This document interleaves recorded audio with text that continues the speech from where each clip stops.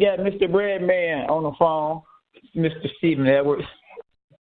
Mr. How you guys Breadman, doing? what's going on, man? All right. It's been a little while since we had you back on, but I see you guys have been active on social media. Yeah, a little bit. Yeah, man, that's good, man. You knowledgeable, man. One thing I like about you though, like I was telling James, man, you knowledgeable. So when I bring your name up, I always be like, man, we got to have Breadman back on, man. I said, Breadman be doing his thing. Yeah, I tried to, man. Yeah. So what's the plan? I was hearing, through social media, I was hearing that Jrock is probably going to fight against Hurd in a rematch, but on the undercard, it was going to be Tony Harrison and Charlo. I don't know, man. I don't know if Jamel and Tony will want to fight on the undercard. They're kind of big names themselves. Absolutely. And, absolutely. I can't get into what we gonna make, but I know that we're gonna be making seven figures. So I suppose that most of the guys on the card are gonna be making that much. So absolutely. It's only but so much money to go around. So I don't know if that's true or not. You know what I mean? I can't really say, but we got to figure out what's going on with Jared. I do know that we already agreed to fight the winner of Jamel and Tony. Okay. So regardless of what's going to happen, and in our next fight, if all goes well, we'll be fighting, for all of the belts on in June. So we just got to just see how everything is working out. Yeah, absolutely. Yeah. So so you say so y'all now what I've been seeing and what I've saw is that that your fighter Jrock was saying like, man, hey man, and ain't gonna be no fight unless Hurd take that drug test. Because, as we've spoken before, about, these fighters, man, they don't want to take these tests, man, and, taking dope ain't right, man. You know what I'm saying? If you're going to beat me right. Don't cheat me to beat me. I mean, it's self-explanatory, If you don't test with us, then we're not fighting you. And there's no special start date, If you clean, you could start testing at any time. You don't have to wait for the test. Yeah, so that's we'll right. see what he wants to do, and and if not, it's no hard feelings. We'll just move on to the next opponent. The one thing people got to realize is we won the first fight. Exactly. We didn't lose the first fight, so it doesn't matter to me if they rematch or not. To be honest with you, I don't care if they fight a rematch or not. It doesn't matter to me. So sometimes people act like we lost the first fight, like Hurd's giving us a rematch. He's not giving us a rematch. Absolutely. You got the basketball. Y'all shooting the ball. You know what I'm saying? They got to take the ball from you. No doubt about it. They got to come on. They got to come on the court though. How we gonna hoop if y'all don't come on the court? No doubt about it. No doubt about it. Yeah, absolutely. So I like what I be seeing. Like you got your own article on Boxing Scene. I don't know if a lot of people know about it, but can you tell us about your articles and when they come out on Boxing Scene? And it was Breadman, breaking bread. It's a mailbag on Boxing Scene. I've been doing it for a while. It's just like a little hobby. I don't even consider it an article. It's just something that the fans just write in, ask me questions, and I just answer them. It comes out every Saturday morning. Okay. All right. So they'll ask me something like, who will win, K9 Bundrage or Tommy Hearns in the Battle of Detroit? And I got to answer. K9 Bundrage.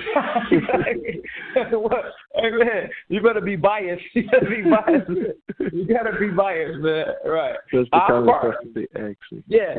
Hey, listen, I sparred Tommy Hearns, right? I probably was one of the last guys in the city to actually spar him. Of course, I sparred the older Tommy Hearns.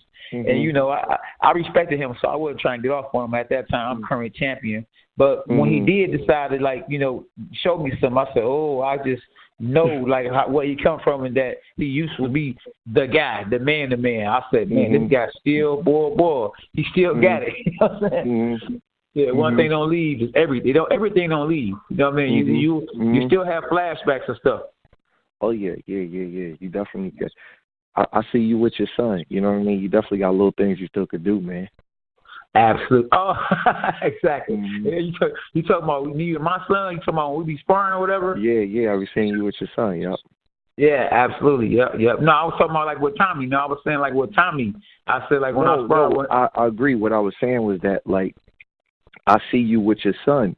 And, like, sometimes you got to, like, show him little stuff like, yo, I'm still the man a little bit. You know what I mean? I got you. I see what you're saying. Exactly. Oh, yeah. I got you. Yep. See, one thing with the boxing, like, it's like it takes for someone like, for instance, a person like Manny Pacquiao. He's 40-some years old, and he has a real huge name. They will allow him to go and fight these big fights. But then you have a guy that might not have such a huge name, but that don't want a world title, like, for instance, myself, Cunningham. You know, Cunningham.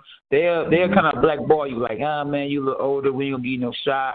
But then, you know, if it's the powers that be and they want you to fight, you know what I mean? For instance, a lot of young guys was calling me out at the time, and it would have been okay if I would have fought them. They would have allowed it. But since I didn't take them fights, now it's like, okay, then you're not gonna get a fight. We're gonna blackball you. And everybody is different. You know, even me at 46 years old, I'm a lot different. I'm not like the average person because I didn't get beat on when I was younger. I didn't have that many amateur fights.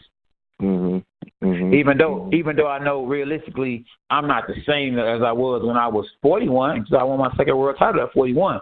But at the same time, I'm not done. You know what I mean? I ain't. You know, I could still give a good fight, and I probably could whoop a lot of these guys that's still at the top. But I'm not gonna jump out there and go try to take a fight against what's the guy named Erickson Lubin. I'm not gonna go fight Erickson Lubin. No, I gotta get my feet wet and see if I still got it a little bit. Give me 3, you know. So yeah, that's basically all I'm saying. You know, it's a dirty game, boy. Boxing, boy. I was supposed to be fighting this weekend. Yeah, it is dirty, man. It is. It's a dirty game, boy. And when you get blackballed, nobody tells you that you're being blackballed. They just do it, man. Boxing is a rough sport, man.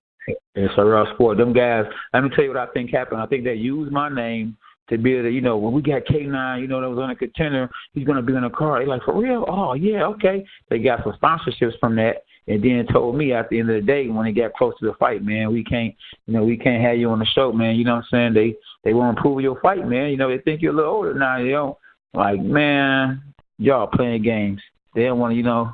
But, you know, it's okay. You know, you live and learn. You pass on all the mistakes that you made to your son, like you say. You know, you live and go from there.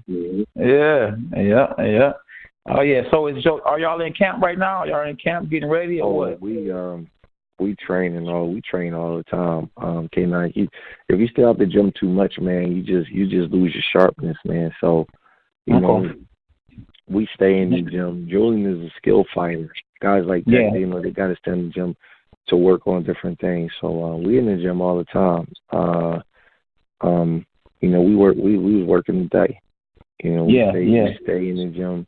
You know, you gotta stay sharp. You know, you never know when you're gonna get calls for big fights. You never know, stuff like that. Even as the champion, somebody like Canelo, Triple G might call. So we stay in the gym, man, working on our craft and things like that. But there should be an announcement coming pretty soon. You know, starting to turn the heat up because I know we're fighting in the wintertime and. You know, Jared and whoever, they're going to have to start making a decision on what they want to do. You know, if not, you know, it's no hard feeling. We just move into a different direction. Like I said, we won the first fight. So it's up to Jared, you know, and his team to want to get revenge. You can't get revenge on somebody that you beat already. You know what I mean? Absolutely. So we was only just honoring the rematch clause because he had a rematch clause in the contract. Absolutely. One more question, James, before you take over, because you know James like to hog the mic, man. He like to. I like James, man. I like James. Cool. Man. Yeah, James cool. James a real one, old school, right? He gonna pull out that blade on you. You get the you see the talker slick to him. He that guy, the old school with the blade. Hey, so look, let me. Now this right here, this is big right here. This shows the kind of fighter that you have. Like same thing with me. I lost my first fight on Showtime, and it was bad. You know what I mean? I got stopped my first time. And the same thing, y'all very first big fight, okay, you get stopped. But then you turn around and you still come around and become a world champion with almost all the belts. I mean, how did you get from that to where you at now? I mean, because I know it was like a real low, and you had to kind of like keep them up. And I mean, just to get through that, can you tell me how you got through it, how y'all got through that, and then to bounce back? I think I took it worse than he did. You know, I was a little hurt by the fight, but you know, you just if you a man, you just understand that life has ups and downs, and you can't cry the blues when you lose. You got to grin when you win, and one little moment is not going to define. You know, I'm not going to let that define me or him. So we got back on the horse, man. We took a fight out to Toledo, Ohio, which is near Detroit, with this kid, Joshua Conley. The kid was like 16-1. And then we took a fight with Ishay Smith. You know Ishay Smith real well. Then we took a fight with the dude Gallimore. I sent Julian out the camp with Triple G, get his confidence up. And then we took a little confidence up. Hold on. To build his confidence up? Well, it was a thing. It was a thing. Like you know, everybody was talking about, Charlo, you know, beat him, whatever. And I said, man, I'll send you to camp with somebody better than him. Just let you know that you just got caught that day with a shot you didn't see. So exactly. With Triple G and you know, and the whole team, Loeffler and Abel Sanchez, they love to work. You know, it was just a confidence builder. And that's just smart. Know that he was on the stage and he belonged, and you know, and it built his confidence. His confidence was soaring.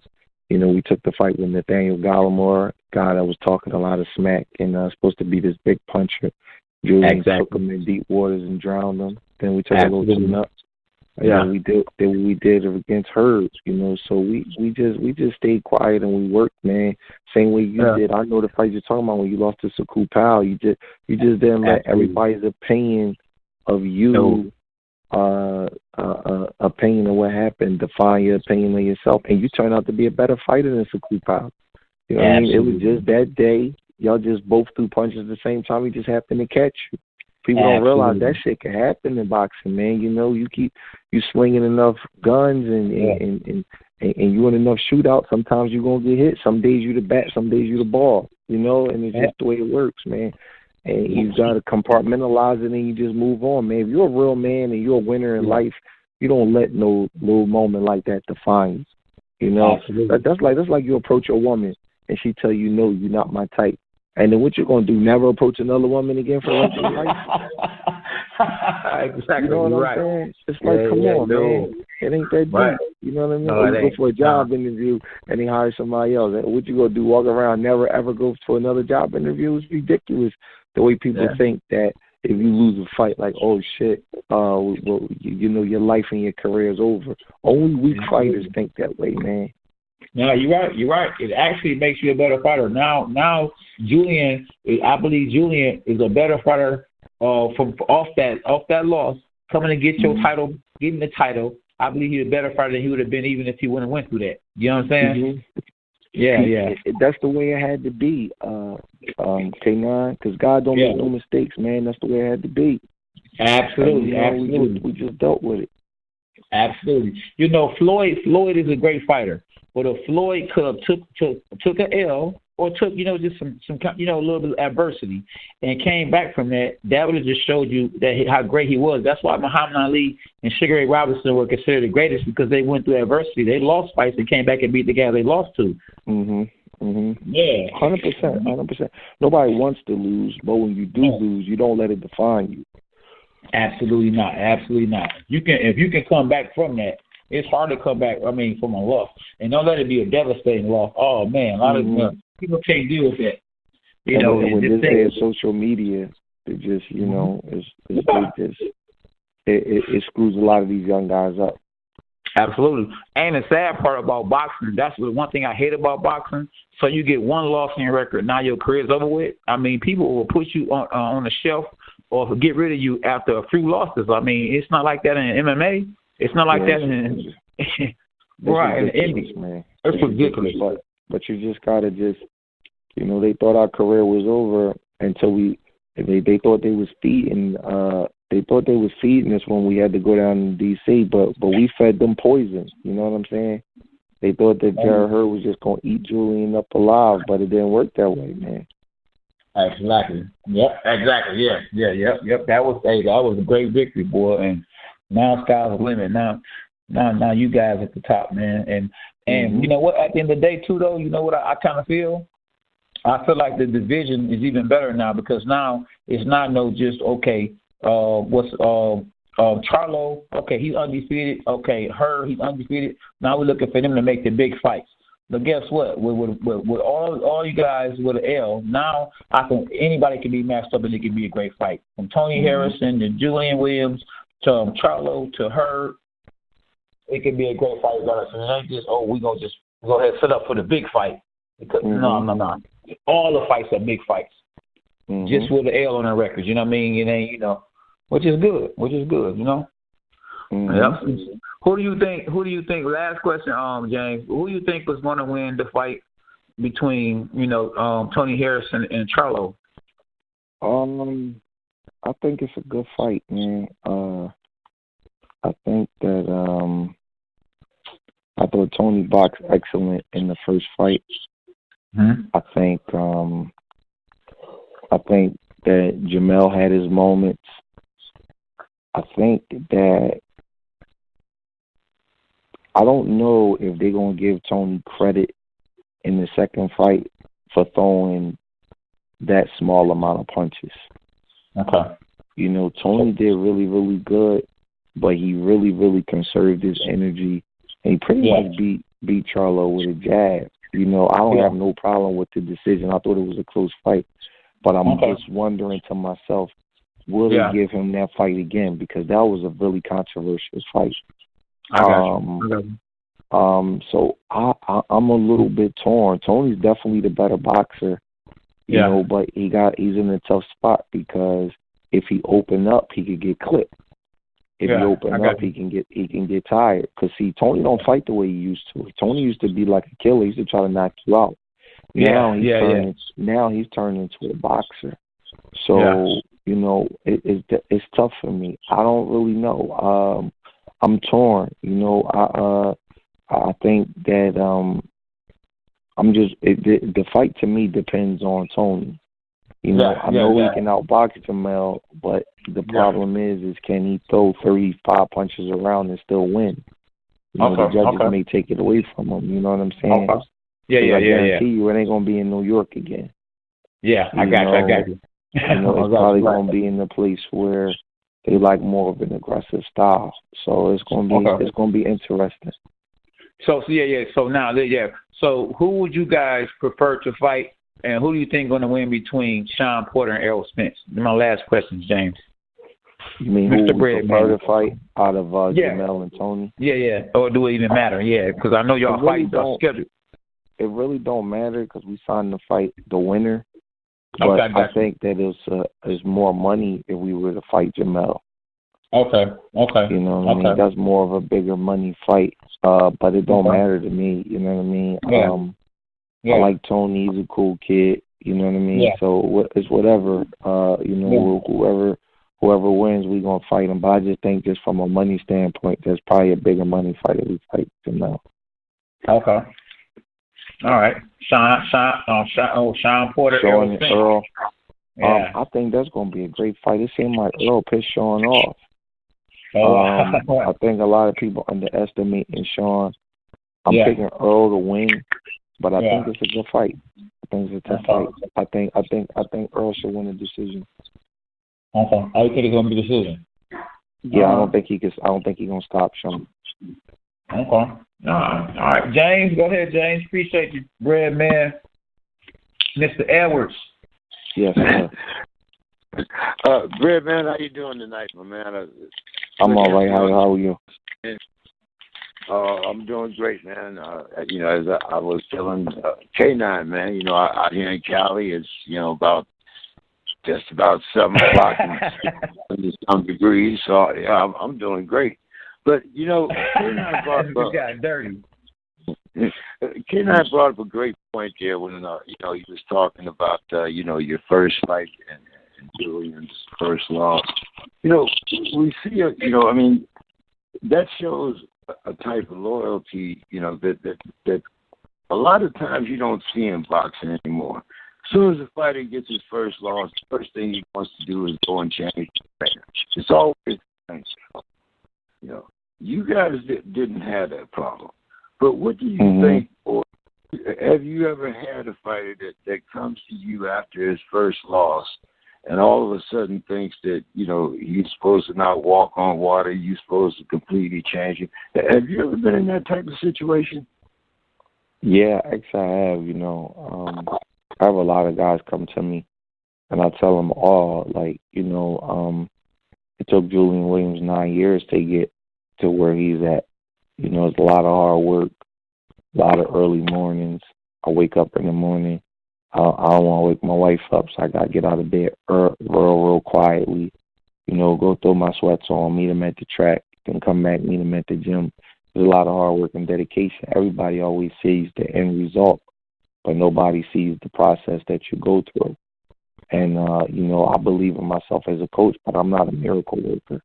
So I tell guys all the time, man, every situation is different, but you're going to have to put in a certain kind of work to get to where this kid got to. Julian ain't perfect, but he put in a lot of work for a long, long time. And we always train uncomfortable. You know what I mean? There was no baby, and then he trained uncomfortable and put himself through the grind. So, not every kid is worth that, and not every kid is willing to do that. I had kids come in the gym, and they tell me how they want to train. Needless to say, I won't be training them no more. So, it's a tough process. But as far as I understand, what is, that's the decision that he made. He know that he was in shape for that fight, and he know that we did well. We had a good camp. Sometimes you just get caught, and it's just that simple. That's what it comes down to. September 13th, we have Mr. Devin Haney in the ring. He's doing the WBC lightweight eliminator. What do you think about Devin, young man, up and coming, got his own promotion company and whatnot? What do you think about Devin? I guess the biggest knock on him is, he doesn't have that name on his resume. Hey, but the young man is undefeated, regardless. You step in between. I think he's the real deal. You never know. I think he's the real deal. I'm gonna tell you right now. I think he beats Lomachenko if they fight next year. Whoa. Okay, wow. Yep, y'all can mark it down. You and Julian didn't open up a big can of worms here, because Julian just tweeted, I believe the other day, that with Tank moving up to 135, he thinks Tank will beat Lomachenko also. So what do you guys see in Haney and Tank that makes you think I don't know. They can beat the chosen one? I didn't see Julian's tweet. I don't believe that Davis can beat Lomachenko, but I do believe that Haney can. Haney got a lot of length. He got a world-class jab. I think you're going to have to beat Lomachenko with size. I think that Davis is a little bit too small. If Lomachenko could get close to you, you're pretty much not going to be able to beat him, because his foot movement and his reflexes and his physical strength, the way he can move you and turn you, is just too much for most fight. It's too much for even the guys that's bigger than him now that he's been fighting. But I think that Haney is the one guy with an educated left hand. Hey, guys, youth, K9 can attest to this. Youth is something else, man. If you go to a gym and you got like a 29, 30-year-old champion, and you get 18, 19, 20-year-old national champion or kid just come out the Olympics, you can ask K9 this. 8 out of 10 times, that young kid going to get the better of the spar because his reflexes is just different. It's just different. You're right. Yeah, you're right. Especially for a 4 or 6 round sparring match, the young kid going to get the better of it. And I love Loma. You know, I'm not one of the people that draw the race line with that. You know, everybody say, because he's a white dude that he can't fight. That boy can fight. He can fight his ass off. But I just think that the size and the youth and the age, and Haney, I think, is a super talent. I think if they fight sometime next year, I think he's going to beat him. You know what? I agree. I agree perfectly with you. September 14th, Carson, once again on the zone. Jaime Munguia, he's going to be fighting for, he's going to actually be defending his WBO junior middleweight title. Munguia, possible matchup down the line. You know, what are you thinking here? I think Jaime Munguia, he seems like a nice kid, but honestly, he lost his fight to Dennis Hogan, and he's a protected fighter, and everybody knows it. He's a protected fighter. He gets to keep defending against a certain kind of guy. You know, he hasn't. They don't want him to come nowhere near unification. They haven't even offered anybody anything for unification as a WBO belt, and there's a reason for that, and everybody knows it.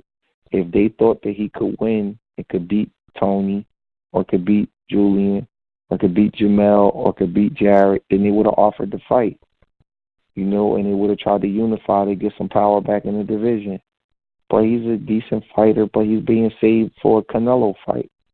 The kid is a protected fighter, and everybody knows it. You know, and I'm not trying to draw a race thing or anything like that, but he's a Mexican kid. You know, he's undefeated. But, you know, black fighters wouldn't be allowed to fight the number of title defenses that he's been able to fight without fighting and putting himself on the line as far as facing a threat that could beat him. The kid's protected it. Everybody in boxing knows it.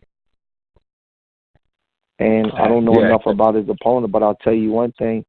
His opponent probably has a 20% chance to win the fight because they're not putting him in with nobody. No, this is not a fight that he's supposed to. You know, this would have to be a fight that he would just have to get caught with one for him to lose. To be honest, but he said it right. They saving him for Canelo. Yeah, it's just that simple. They're not gonna let him get beat by one of these guys because they're not with Golden Boy and they're not on the zone. You know, absolutely not. So they're gonna save him for Canelo, but the kid's protected. It's obvious. Yep. Cinco Mayo Day, because he's a Mexican, Canelo Mexican. They're gonna fight on that Mexican day, a holiday. Yeah, it's pretty obvious. Now you're right. Let me ask you this, Breadman, James. Let me ask you this, James, before I forget. You know, when you get a little older, you know, so you start forgetting. We already know the collision course so far. Huh? I wouldn't know nothing I was about gonna say you don't know about that. No, I know. So we already know that the fight that a lot of people want to see is Terrence Crawford versus Errol Spence. I want to know if they do fight, who you think is going to win, and I want to know that who you think will fight. I mean, if there was a fight right now, who would win this fight between Shakur Stevenson and Devin Haney? Well, they're in different weight divisions.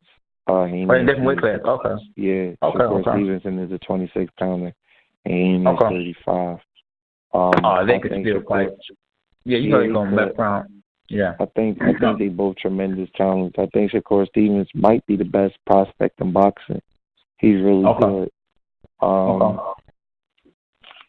I can't call Earl and Crawford. As weird as this may sound, I still need to see more of them. Crawford's really good, but if you look at the people that he beat, is nobody even close to Earl. You know what I mean? It's really not. Crawford hasn't beat like a lot of really, really good fighters. And even though I think he probably is the best fighter in the world, it's really weird. We don't really have like a great resume of like killers that he fought. And Earl don't either. You know, he beat Kell Brook and he beat Mikey Garcia, who's, you know, I'm not going to discredit the win because, shoot, Mikey Garcia, they try to make it seem like he's a 35-pounder. He won a belt at 140. So I'm not going to make it seem like that he was a 35-pounder, some little small guy. So it was a credible win. But, like, I still got to know more about both of them. You know, right now, I still think it's even, man. I don't know. I really honestly don't know who will win. So let me ask you this: so, do you think that fight could potentially be better than Tommy Hearn, Sugar Leonard? Because it kind of fits in the mind of a fight like that, but I just don't think that those guys, either one of those guys, are on those guys' level. Man, Hearns and Leonard, that skill level in that fight was just like the winner of that fight, you know, is next to Ray Robinson as the best welterweight ever. You know what I mean? I don't see that in the fight, to be honest with you. But I do think that they really highly skilled guys, and it's not fair to always compare errors. But I don't think they're better. They're on the level of Hearns and Leonard. But who knows? If their careers go along, they could get there. Right. Absolutely. Last question, James. Last question. Last question, James. Last question. Even last. I bet you got the referee talk. Last round, ref. Last round. What? Oh man, the trainers now, like, why isn't enough great trainers nowadays? I mean, the fighters today the fighters are more athletic. They're a lot bigger, but it's like everybody's seeing like most of these guys nowadays, they're trying to fight like Mayweather.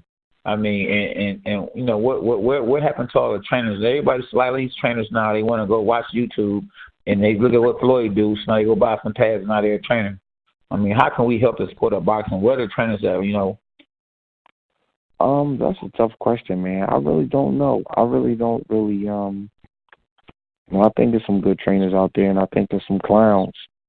That put everything on social media. You know, I think you just got to know what you're looking at. You know what I mean? I really don't know, man. I know Detroit has some great trainers. Bill Miller, Manuel Stewart, exactly. A few other there guys. You go. I don't really know. I really don't get into that. When I see a guy doing ridiculous pad work and stuff, I don't criticize him and stuff like that. I just don't pay attention to him. Yeah. You know, because that Mayweather thing, that was for Floyd. You know, that was their thing. And, you know, when other coaches who haven't been trained on why to do that, you know, they just screw their guys up. It's this one guy, man, I won't say who he is, somewhere out California. He do the most ridiculous pad work I've ever seen. He's always doing it with little kids. And I'm like, man, who lets this guy do this ridiculous stuff?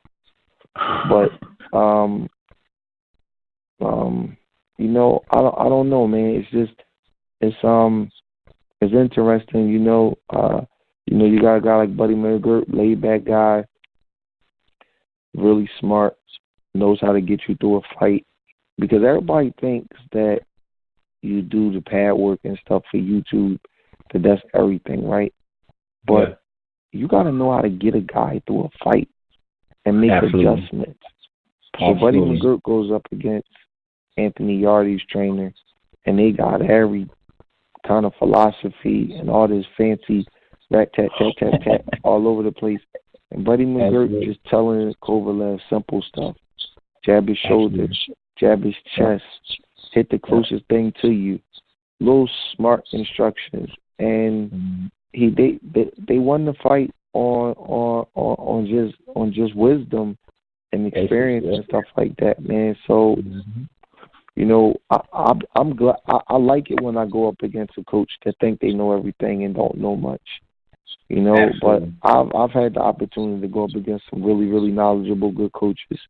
You know, Abel Sanchez. I've had Julian fought one of his guys. We fought one of Buddy McGirt's guys, Ronnie Shields, Henry Ramirez. So I like it when we go up against guys with knowledge and stuff like that, because that make me have to be on my A game. Absolutely. Absolutely. You know, so yeah, we'll see, man. Hopefully this YouTube phenomenon, it'll go away and fade away. Please. You're gonna get somebody hurt. Mm-hmm. James, go ahead, man. Now you itching to say something. Well, I was waiting for you to have one more. But anyway. One shot at love. Anyway, man, you know, K9 went all around, you know, the world and everything, but there's another guy that's right there in Michigan that's also going to be defending his title on the 28th, Mr. Anthony Durrell, and he's going to be fighting Benavidez. But, you know, of course, I wouldn't give Michigan no love. But anyway, who do you think is going to win that fight? You know, Anthony. This is Anthony the Dawg now, not the other one. Right. Benavidez with him testing positive for the cocaine and stuff like that. It always makes me wonder how dedicated he is to boxing. And, you know, what does he do outside of the boxing ring? Because, you know, if you're a boxer and you put cocaine in your body, you know, that you might put a lot of sweets and sugar and things that you're not supposed to be doing. So I always wonder about a guy's dedication in that aspect. I think he's a tremendous fighter, though. And if he's in shape and he's on his game, I don't think Durrell can beat him. But, you know, when a guy has those kind of issues out of the ring, you know, you always got to wonder what kind of shape they coming in. But if everything is even and both guys are in the best shape, I would give the advantage to David Benavidez. I think he's a little, you know, probably be a little bit too much in the fight. But I expect a good fight. Yeah. You know what? I was actually wondering why didn't Durrell take, to me, the easier fight, you know, Caleb Plant. Even though he might be more skilled than Benavidez, I think like that would have been a bigger fight, and it had been you know, less wear and tear, or you know, for I don't think he had a choice. I think the WBC ordered it. Gotcha. Oh, okay. Because that dude didn't lose the title in the ring.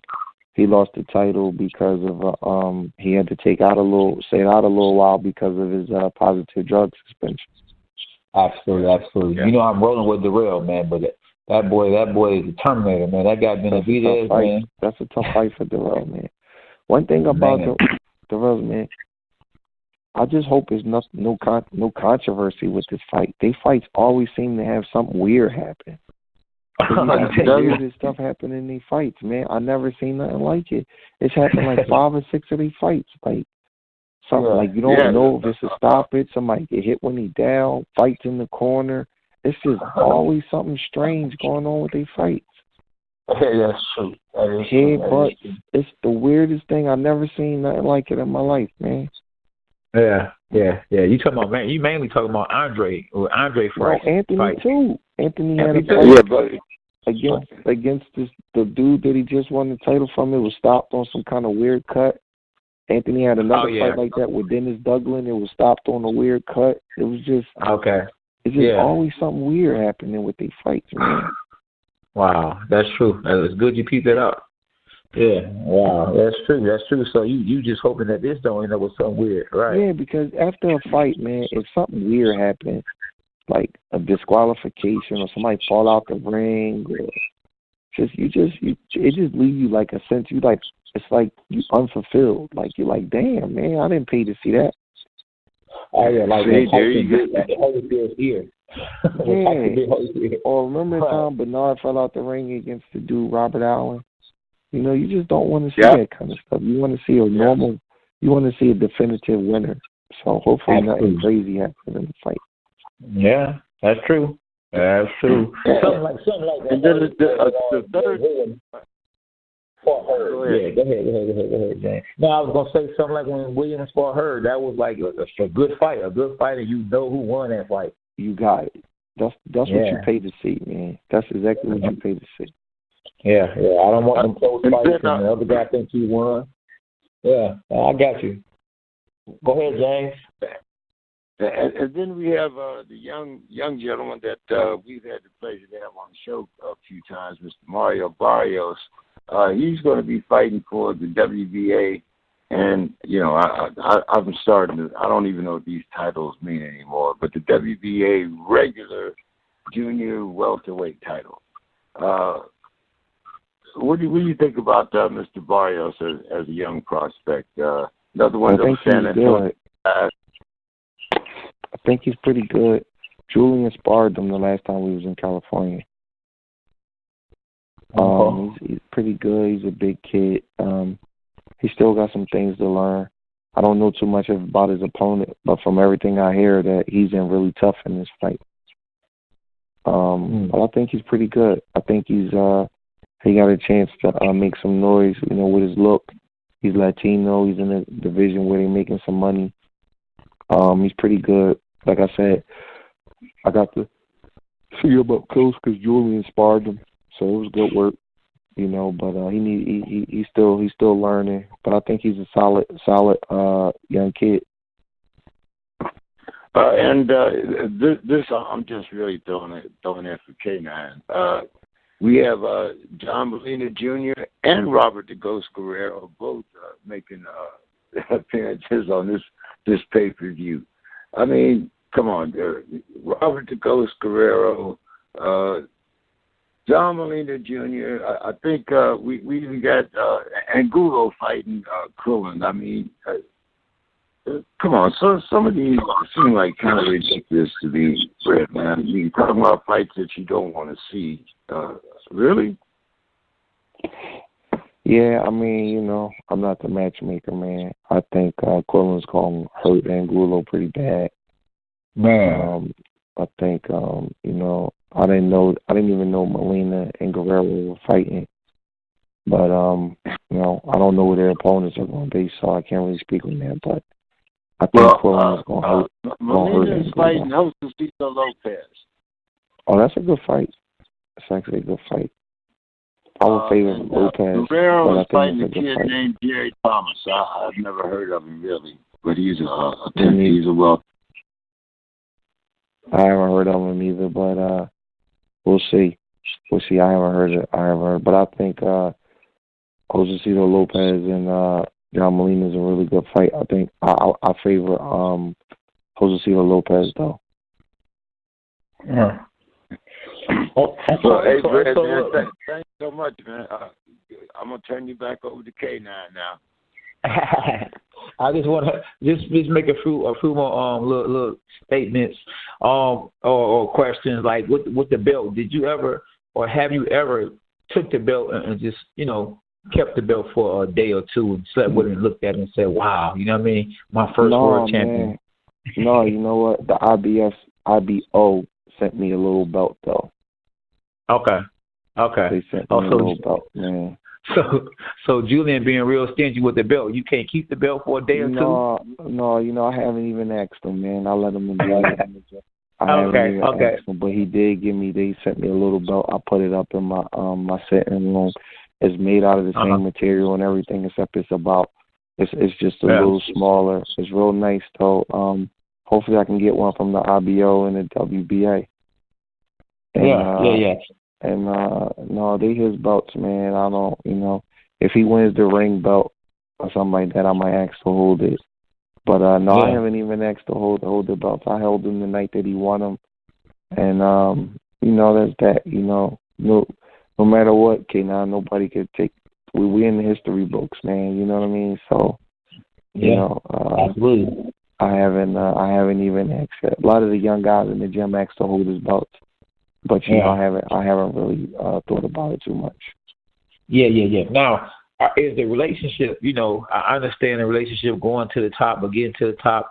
It's a good relationship, but it don't have to be a bad relationship just because it changed a little bit. Because you want to change a little bit because you can spend more, you can do more. Same with him. The phone gonna ring more. Has the relationship? Is it tighter? Is it more looser? I mean, how's the relationship not being champion? It's the same, believe it or not. It's really the same because when I get to the point where I can't tell them what to do no more, I'm not going to train them no more.